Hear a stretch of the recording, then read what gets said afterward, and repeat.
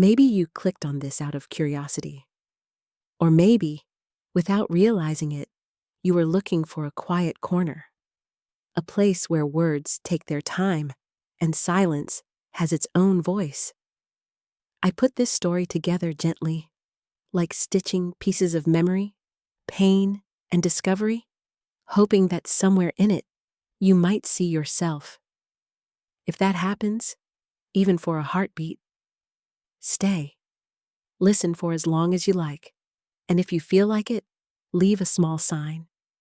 It doesn't have to be big. Sometimes a simple "I'm here" means everything. A quiet share, a soft like, a few words in the comments, or just being part of this space. Either way, I'm glad you're here. I was standing on a quiet suburban street in January, watching a pile of furniture sit on the curb like a yard sale gone wrong. A sofa with one broken leg. A lampshade still wrapped in plastic. 2 cardboard boxes sagging in the slush. The sheriff's cruiser had already rolled off. A neighbor dragged his trash can to the end of the driveway and pretended not to look. The last time I saw a scene like this, I was 6. And the people on the curb were my mother and me. I'm 32 now. I live a few towns over, different county, different life. But the winter air has a way of linking moments, and the sound of drawers rattling as someone carried them out of a split-level ranch snapped something open in my head. This is how memory works for me. Not as a movie, more like a smell, a temperature, a porch light and a locked door. It was a Saturday night, almost midnight. Mom had driven us across town because she didn't know what else to do. Our apartment manager had temporarily secured the unit for plumbing issues. His words, not hers. And every motel along the interstate posted no vacancy in red letters. The heat in our old Civic barely kept the windshield clear. I remember the defroster running full blast and still leaving a fan-shaped smear of frost in the bottom corner. We pulled up to my grandparents' house on Hawthorne Street. Cape Cod, white siding, small porch, wind chimes shaped like little sailboats. I used to think the chimes were cheerful. That night, they sounded like a clock that was late on purpose. Mom put the car in park and sat for a second with both hands on the wheel. Just one night, she said to herself more than to me. She checked my jacket zipper, tugged my hat down over my ears, and lifted the overnight bag from the back seat. I carried my stuffed bear. It had a missing eye. I kept my thumb on the empty spot without thinking. The porch light clicked on before we made it to the steps. My grandfather, tall, broad shoulders, the kind of posture people call old school, opened the inner door but left the glass storm door latched. He stood in the square of light like a paper cutout. "Dad," Mom said. "It's me." "I can see that," he said. "We just need a place to sleep. The pipes burst at our building. Everything's shut down. We'll be gone first thing." He didn't look at me. He looked past us, at the street. The wind pushed at the bare maple branches, and they scraped the gutter in a steady, irritating rhythm. The house smelled like cinnamon and lemon cleaner even through the door. Behind him, my grandmother came up beside the hallway table where she kept the mail and the church bulletins. She crossed her arms in a way that always meant the answer was no, but she hadn't said it yet. She didn't open the door any further. "Dad," Mom repeated, softer. "He's exhausted. It's one night." My grandfather's jaw moved like he was settling a tooth. "We're not running a shelter, Anna. We're your family. Family doesn't keep making the same mess," he said. "Family doesn't show up at midnight because they ran out of other bad decisions." I watched my breath fog the glass. My bear's ear scratched against the sleeve of my jacket. Mom steadied her voice. "We're not asking for money. Just a couch. He has school Monday." That's when my Aunt Claire drifted into view behind them, wrapped in a chunky cardigan, holding a mug with a chipped rim that said, "Lake Life." Her hair was up, She looked like every Instagram post about cozy season. "Oh," she said, bright and flat. "This is a lot." Mom kept her eyes on my grandfather. "Please." He unlatched the storm door, and for a second I thought he was letting us in. He didn't. He pushed it open just far enough to nudge our overnight bag back with the toe of his slipper. "Begging is all you're good for," he said, and he finally looked at me. "Maybe teach the kid how it's done, if you're going to make a habit of it." It wasn't shouted. It wasn't theatrical. That made it worse. It was the tone you use when you decide the conversation is over. I didn't understand the full sentence. I understood the shape of it and the way my mother's face changed when she heard it. Not shock. She'd run out of shock years earlier. Something more like a door closing behind her. "Come on," she whispered without moving. Claire sipped her tea and lowered the mug. "I mean, it's kind of insane to just drop in." She smiled, not kindly. "You can't keep expecting the cavalry, Anna."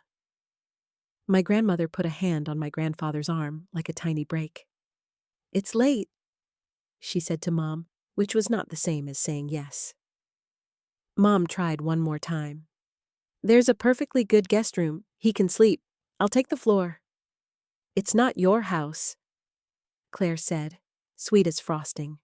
My grandfather tapped the edge of the storm door with 2 fingers. "Street's open." He shut it. The lock engaged with a small, efficient click. The wind made the chimes go wild for a few seconds, and then they settled back into a dull clatter. Mom stood there for a beat with the bag on the mat and her hand on the handle, like muscle memory might solve it. Then she picked up the bag, turned, and guided me down the steps. The porch light stayed on. That felt deliberate. We sat on the curb because she needed a minute to think, and because 6-year-olds don't do well with lots of fast changes. The road looked darker from there, lower angle, headlights rolling past like slow comets. Somewhere down the block, a dog barked twice and gave up.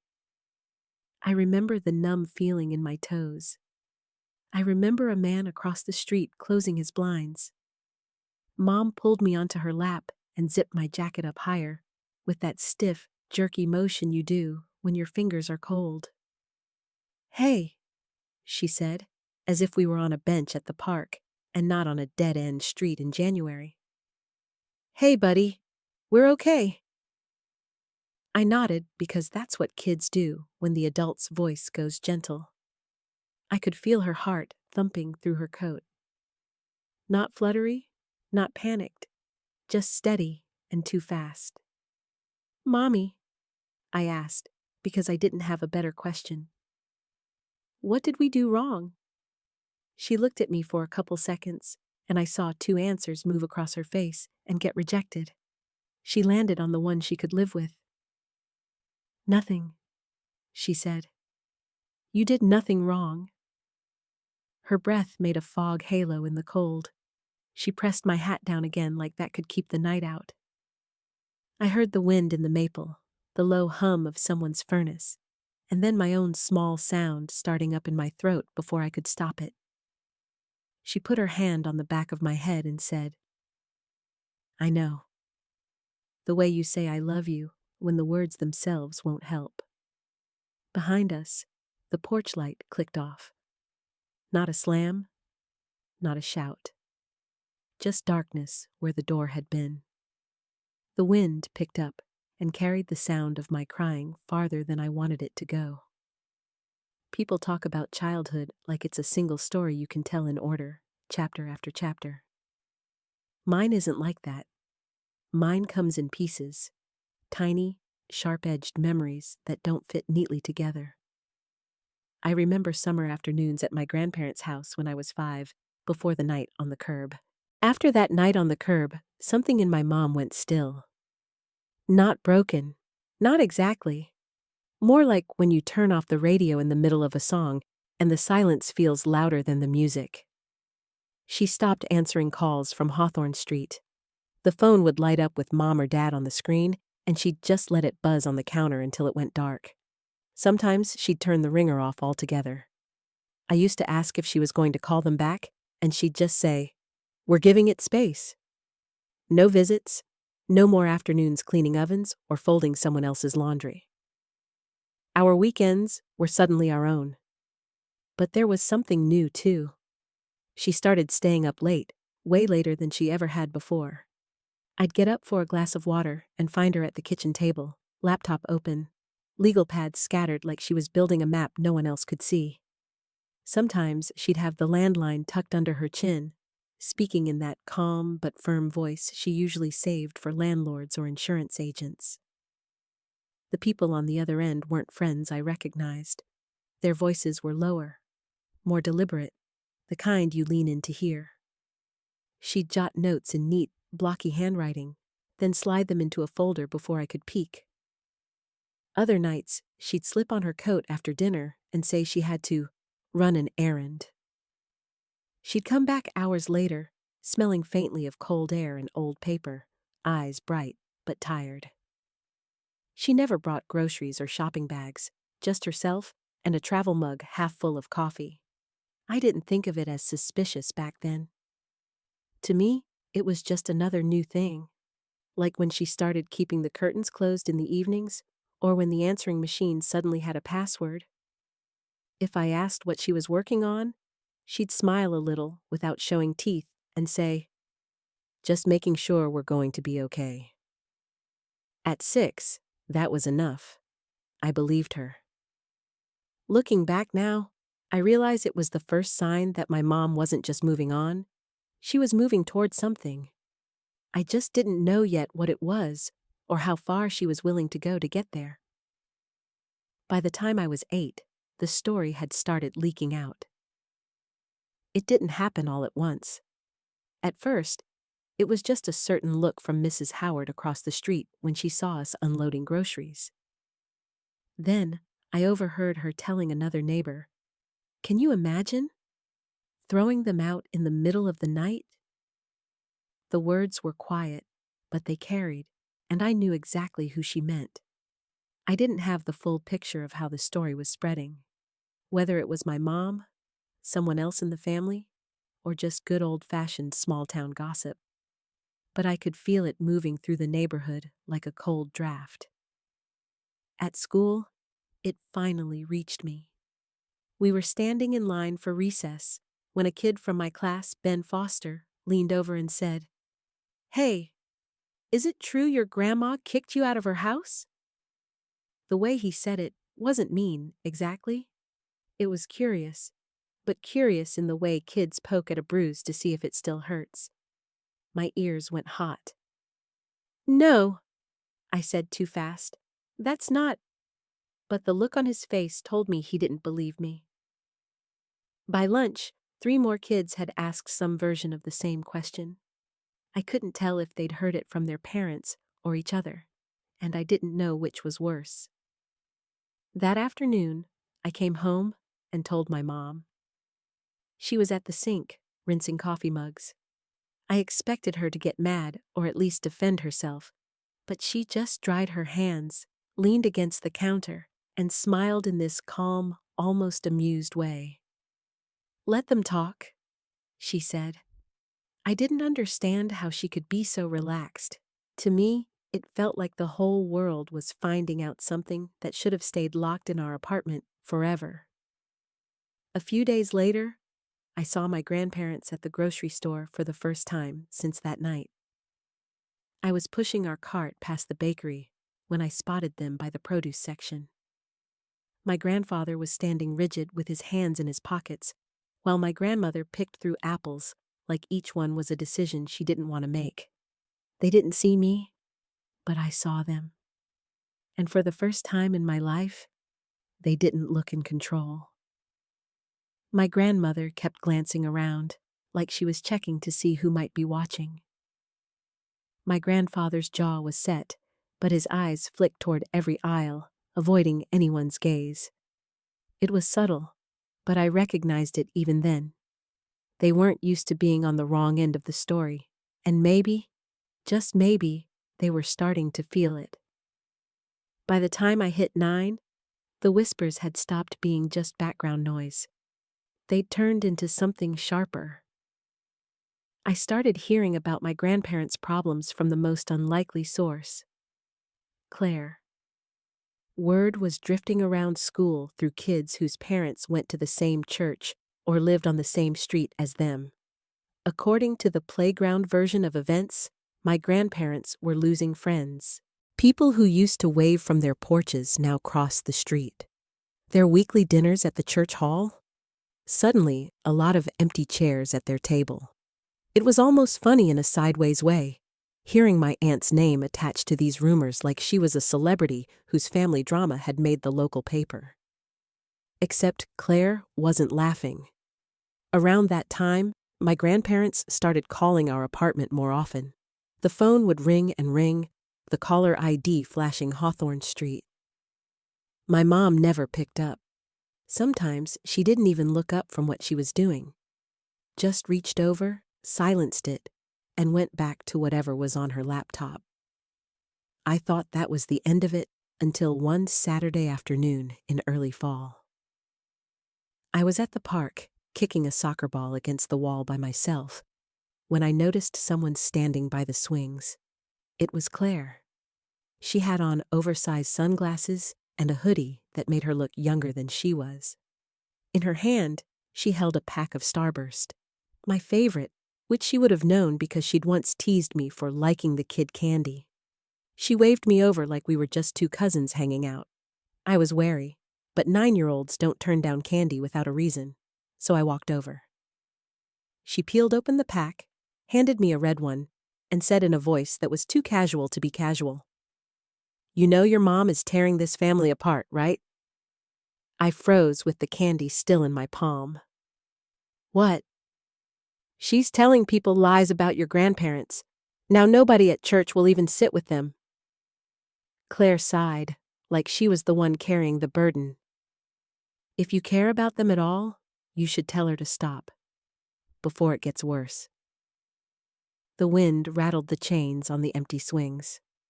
I didn't know what to say. She'd just handed me sugar with one hand and a grenade with the other. "Why are you telling me this?" I finally asked. "Because she'll listen to you," Claire said. "You're her kid. Just tell her it's enough." I nodded because it felt like the safest answer, but inside, I was knotted up. My mom had never once asked me to get involved, never told me to repeat anything to anyone. And now, here was Claire, making it sound like I was the only one who could stop some invisible war. When I got home, I didn't tell my mom about the park. I wasn't sure which part would make her angrier, the fact that Claire had found me, or the words she'd used. Either way, I kept it to myself. But that night, as I lay in bed, I could hear the faint click of her keyboard in the kitchen, steady and unbothered, like nothing Claire said had made a dent. It wasn't until I was well into my 20s that the pieces finally fit together. For years, I'd carried those memories like mismatched puzzle parts. The late nights, the quiet phone calls, the folders she kept locked in the hall closet. I'd never connected them into a single picture. Then one afternoon over coffee, she let it slip in that offhand way people do when they've stopped keeping score. "It was never about yelling at them, Noah. It was about making sure they couldn't pretend anymore." Back then, when I was a kid, I thought she was just shutting them out. In reality, she was pulling their foundation apart, brick by brick. She'd started by gathering information, things you can't find in a gossip chain. Copies of property records, bank filings, old refinancing documents she'd signed as a witness back when Claire needed bailing out. She knew where every loan came from and when the payments were due. She'd tracked their spending too. New furniture delivered the same week their business taxes were overdue. Membership fees for my grandfather's golf club paid on a credit card that already carried a balance big enough to make most people sweat. Charity gala tickets bought with money earmarked for home repairs they never made. Once she had enough, She didn't go shouting it from the rooftops. She handed the truth, neatly documented, to the people who mattered most in their world. Their creditors, their banker, a couple of concerned community members who didn't mind passing a story along at the right backyard barbecue. And she never lied. That was the part that stuck with me. Every word she let slip into circulation was true, the kind of truth you can't patch over with a polite smile. By the time the neighborhood caught on, my grandparents were already up to their necks. Their mortgage was balanced on the edge of default. Credit cards were maxed out. The friends who used to greet them with warm handshakes were suddenly busy with other plans. Back then, I just knew they looked different in public. Smaller somehow. The way people do when they realize the room they're in has stopped believing their version of events. I didn't realize that was the point. Now, I see it clearly. My mom hadn't just cut ties. She'd made sure that the next time they locked someone out in the cold, it would be their own turn on the curb. And she'd done it so quietly that even living under the same roof, I hadn't known it was happening. I was 16 when I started seeing the cracks turn into something bigger, something they couldn't patch over. It was late summer, the kind of humid afternoon where the air feels heavy. I was riding my bike past Hawthorne Street when I saw my grandfather sitting on the front porch, phone pressed to his ear. His voice carried just enough for me to catch the tone, sharp, frustrated. But underneath it was something I'd never heard from him before. Weakness. "That's not what we agreed to," he snapped. "You can't just—" Then a pause, listening. "Fine, I'll figure it out." When he hung up, he didn't move right away. Just sat there, elbows on his knees, staring at the boards under his feet like the grain in the wood might offer a way out. Through the open window, I could hear my grandmother crying. Not the quiet, dabbing at the eyes kind, but a steady, raw sound. It made the hair on my arms stand up. By then, Claire had already started fading from the picture. She'd been a constant fixture at their house for years, Sunday dinners, errands with my grandmother, dropping by just because. But when the money dried up, so did she. One week she was there, the next her car wasn't in the driveway anymore. I didn't know if she moved out or was told to go, but I noticed she stopped posting family photos on Facebook. It was like she'd cut that part of her feed as cleanly as you'd snip a thread. For a brief moment, it seemed like my grandparents might actually stabilize things. They sold a rental property they'd held for years, a little bungalow on the other side of town. I remember overhearing someone at the grocery store say it brought in enough to get them through. But that's when my mom found the thing that sped their unraveling. It was an old refinancing document tied to the very house they lived in.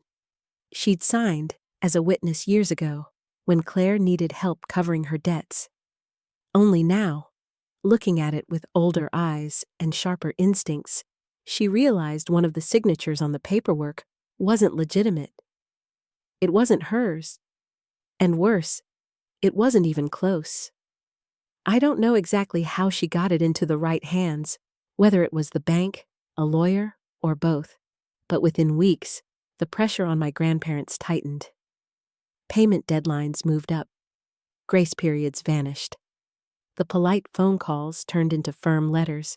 From the outside, it looked like a sudden collapse. But I knew better. This was the weight of years pressing down at once.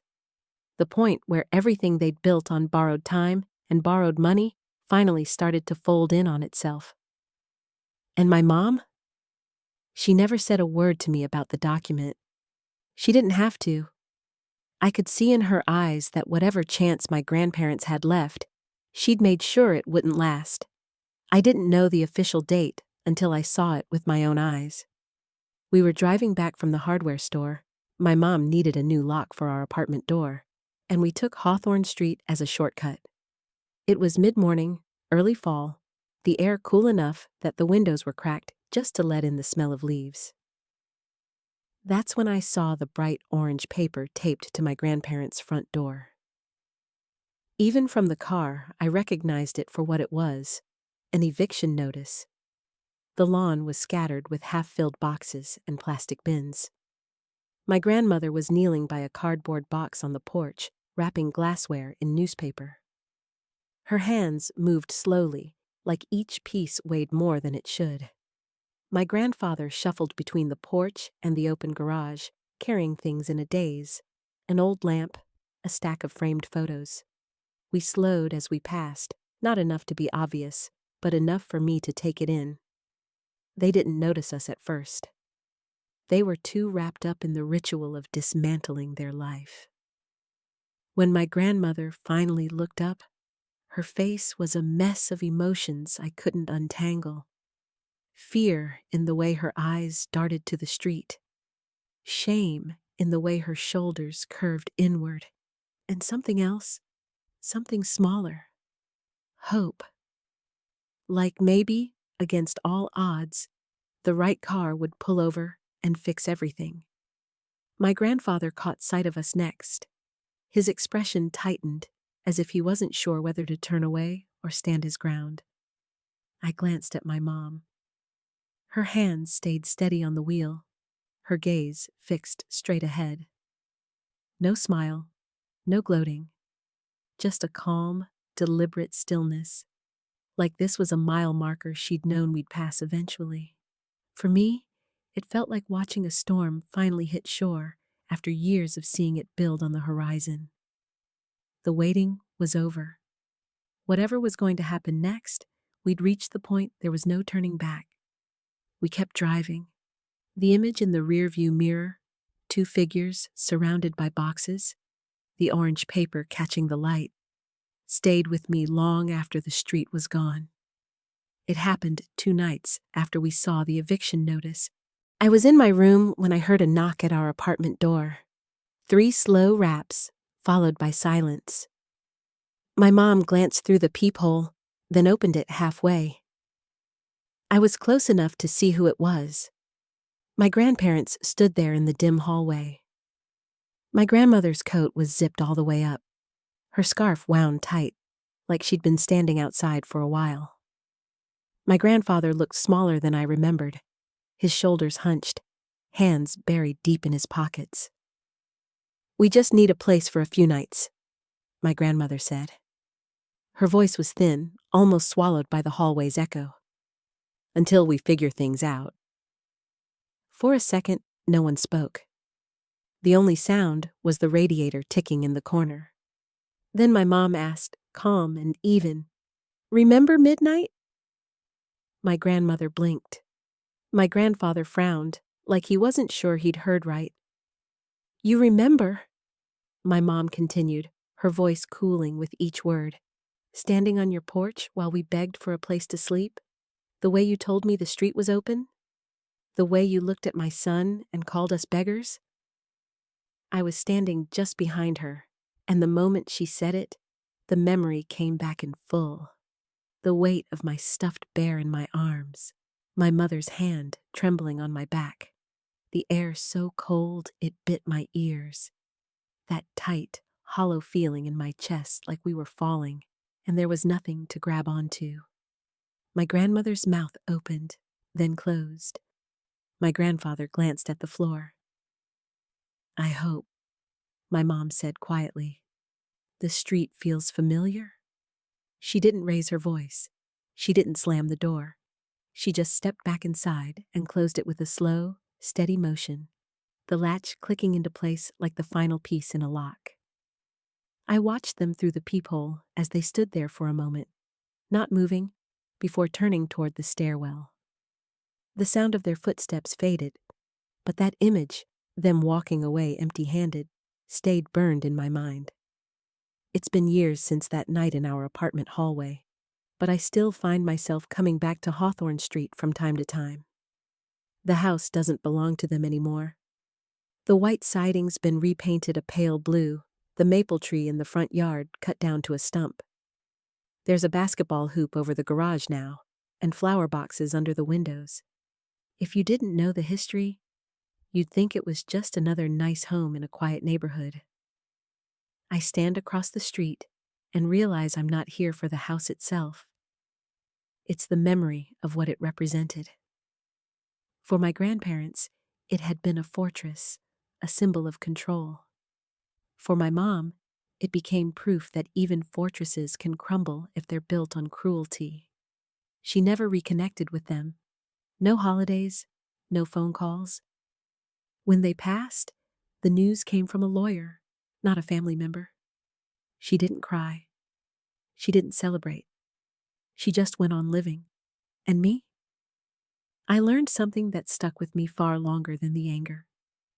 Family isn't blood. Family is who opens the door for you in the dark. That's the inheritance my mom gave me. Not money, not property, but a different kind of legacy. One that tells me what to protect and what to walk away from. A few nights ago, it was raining hard when I heard a knock at my own door. I opened it to find my 6-year-old son's best friend, soaked and sniffling, his parents caught in some fight down the street. I didn't hesitate. I pulled him inside, grabbed a towel, and told him he could stay as long as he needed. Later that night, after my son had fallen asleep on the couch next to him, I stepped to the doorway. The rain was still coming down, pooling on the porch. For a moment, I thought of that night when I was the one outside, shivering, my mom's arm around me. I closed the door gently, locking it against the storm, and felt the weight of the past settle into something lighter. The cycle was over. This time, no one was left standing in the dark.